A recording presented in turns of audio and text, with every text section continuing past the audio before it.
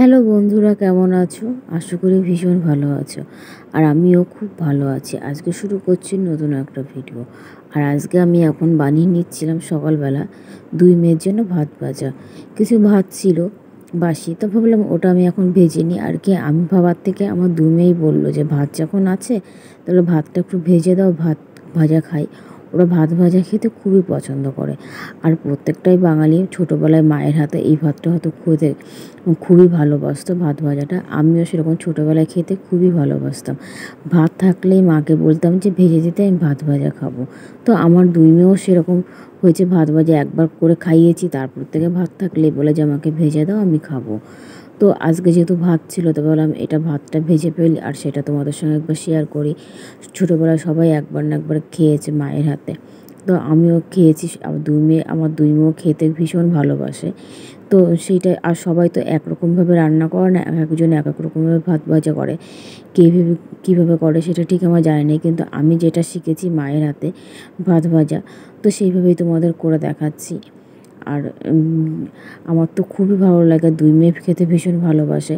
আর দেখো ভাতগুলো দিয়ে দিয়েছি, আলু আর পেঁয়াজটা আগের থেকে ভেজে তুলে রেখে দিয়েছি।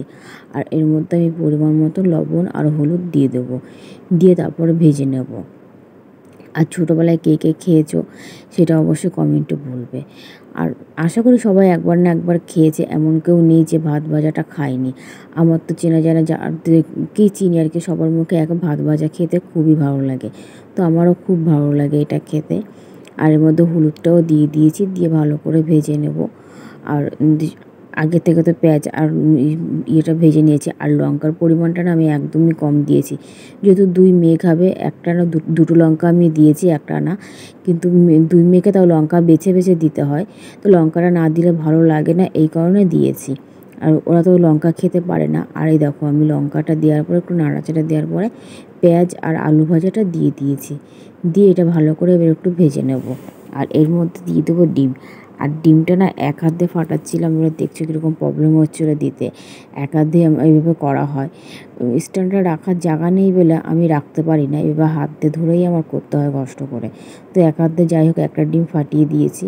আর তারপরে আর একটা ডিম দিচ্ছি, ভাতের পরিমাণ অনুযায়ী আমি ডিম দিয়েছি। তো যে কটা ভাত ছিল দুটো ডিমই ঠিক ছিল, একটা ডিম দিলে কম পড়ে যেত, ভালো লাগতো না, এই কারণে দুটো ডিম দিয়েছি। ভাত অনুযায়ী ডিমটা দিতে হয়, দিলে তাহলে ভালো লাগে। তো অনেকে আছে এটার মধ্যে টমেটো দেয়, ধনেপাতা দেয়। তো আমি এবার অত কিছু দিই না, ভালো লাগে না। আর ধনেপাতাটা দিলে 2 মেয়ে খেতেও যায় না, এই কারণে ধনেপাতাটা দিইনি আমি। আর টমেটোও আমি দিই না, ও টমেটোটা এই ভাত ভাজাতে আর কি পছন্দ করে না আমার 2 মেয়ে, এই কারণে। শুধু আলু, পেঁয়াজ আর ডিম, কাঁচা লঙ্কা দিলেই হয়। তো আমার এটা রান্নাটা কমপ্লিট হয়ে গেছে, ভাজা হয়ে গেছে, গ্যাসটা অফ করে দিয়েছি। আর দেখো থালাতে বেড়ে নিয়েছি। আর কেমন লাগলো অবশ্যই কমেন্টে বলবে ভিডিওটা।